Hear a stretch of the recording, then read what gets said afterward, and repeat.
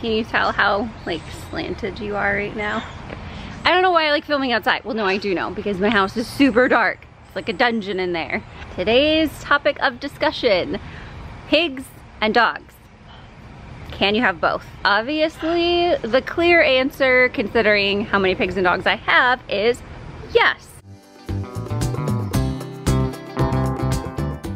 However, not without some adjustments, more than likely. This is kind of gonna be a do as I say, not as I do video, because I have a bunch of really cute videos and photos of my dogs and pigs getting along harmoniously and loving one another, and I'm gonna be sharing those because they're cute.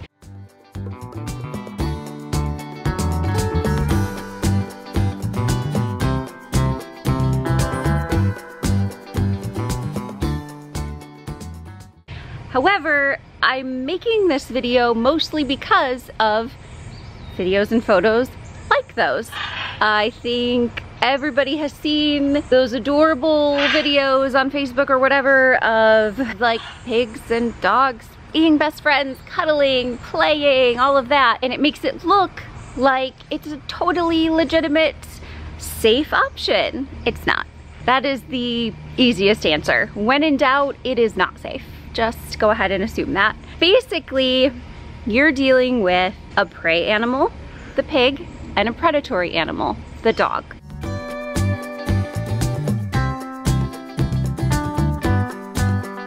Now obviously, this instinct in dogs can vary. So when people ask me, I have such and such a dog, this breed dog, whatever, do you think I could have a pig? I don't find it necessarily boils down to the dog's breed, although certainly some are more inclined to be predatory or hunting animals. They just have those instincts. But I've seen it in every shape, size dog. So I can't answer that for you. You really have to gauge your dog's predatory level, their dominance level, and the level to which you can control your dog, how well trained they are, how well they listen to you. Because the natural dynamic between these two species would be the pig to be afraid of the dog, and if kind of instigated or pushed by the dog, they would probably feel the need to defend themselves if running away is not an option.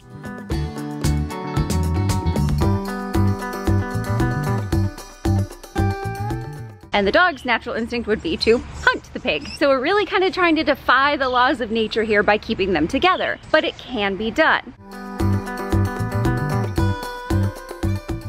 Of course, when you're introducing any animal, even if they are the same species, this reflection's crazy, it looks like I'm underwater, you wanna go slow, and you wanna make sure that every step of the way is monitored. So, slow and safe introductions, generally, I like to do it where there's even like a gate potentially in between them for a while. Now, I know which dogs of mine can be with the pigs, and that is not all of them. It's about half and half.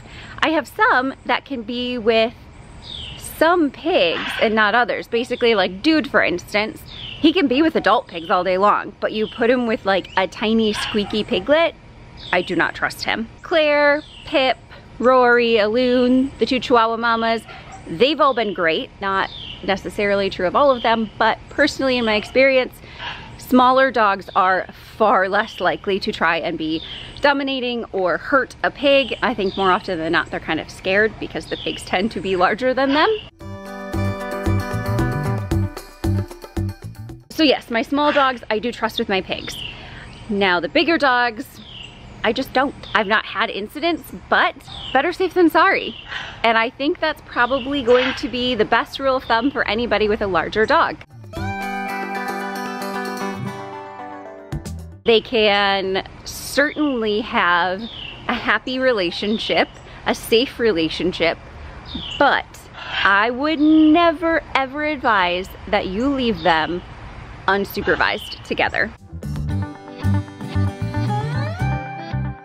The risks are too great, and I have seen way too many horrific stories where a pig and a dog that have gotten along famously for years, left alone, and the owners come home to a pig that's missing ears, a bloodbath, or a dead pig. And even in reverse, you know, if the pig is big enough and strong enough and has tusks, they can certainly do some damage to the dog. So it happens very, very frequently. The safest rule is to never leave them alone when you are not there to supervise them. And honestly, even my small dogs, I've mentioned this before, but normally when you're seeing footage of my pigs, it's going to be in like a few select places, and that's about it. They are normally the indoor pigs, that is. They have their own space for going outside in the yard. They go on the front porch. They are in my bedroom, in my bathroom, and that's kind of their spaces because I do board dogs. So there's dogs of all personality types taking over the rest of the house and the yard and everything else. So you predominantly see the pigs exclusively in those spaces. And even when it is just my little dogs, if I'm not here, and I've never ever seen, I've never witnessed any quarrels between them, but if I am not here, they are not together. Even when I am here, if I'm not able to be close enough where if something happened, I could break it up right away, they're separated. It's that simple.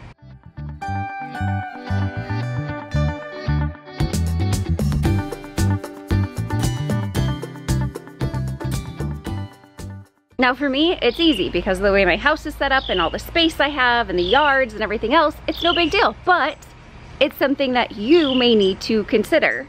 If you don't have that kind of ample room to sort of juggle animals within your house or yards, you may not want to get a pig while you have your dog. Now, yeah, if you're able to just keep them apart in different rooms or, you know, in their pens or whatever else when you're not home, that's all it really takes. But in my opinion, it is an absolute must. And I think it's misleading, and this is where a lot of people get in trouble, because the way that we relate to dogs and pigs in a lot of situations is similar. Once you get to know your pig, I feel like there are some pretty huge differences, but just at first impressions, the way that you relate to them is pretty similar.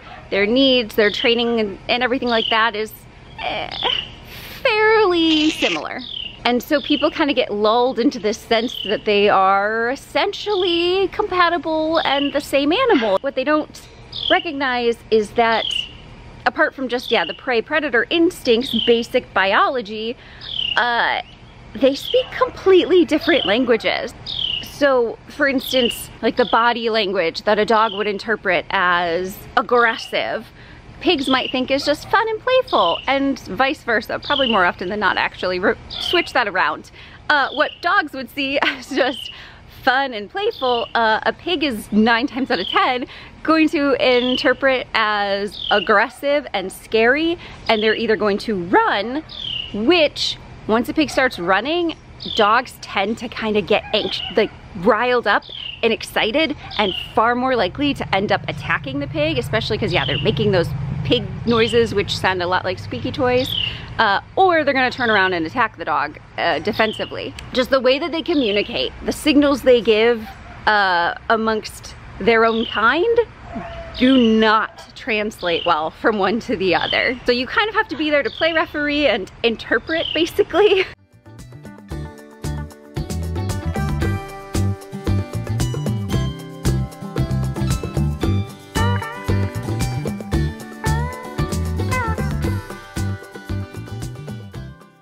Again, all of these cute photos and videos and everything else that you're seeing here completely contradicts everything I'm saying, but I also want to share it to encourage you that yes, it can be done safely if it's done correctly.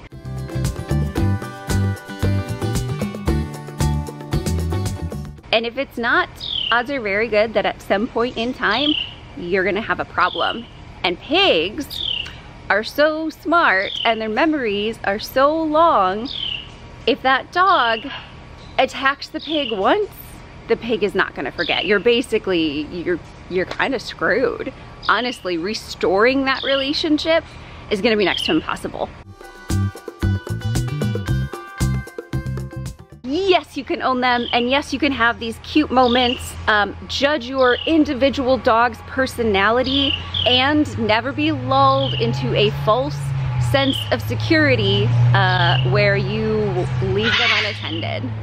My dogs and pigs sleep together in the bed with me. They will cuddle, they'll seek each other out. They'll get a little playful here and there. The dogs, a couple of them, it's very strange, a couple of my dogs absolutely love to groom the pigs, and the pigs love it when the dogs do that, so they'll like seek the dogs out to have them do it.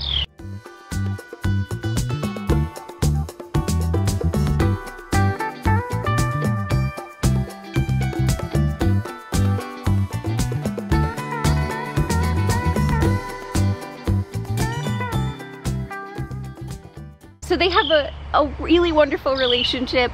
It's so cute, but it's always, in my mind, to be safe, I just assume that it's always kind of on thin ice. I know a lot of you have asked me this question. Hopefully this answers your question, gives you some insight, and maybe encourages you, if you're someone who's been reluctant, either encourages you to feel confident that you can have them both successfully, or maybe has you, kind of evaluating either your living situation, your schedule, or your dog's personality, and opting to wait, just for the safety of everyone. Be sure to like and subscribe and hit the notification bell and find me on Instagram. If you're just someone who likes animals, this is probably a good place for you to be.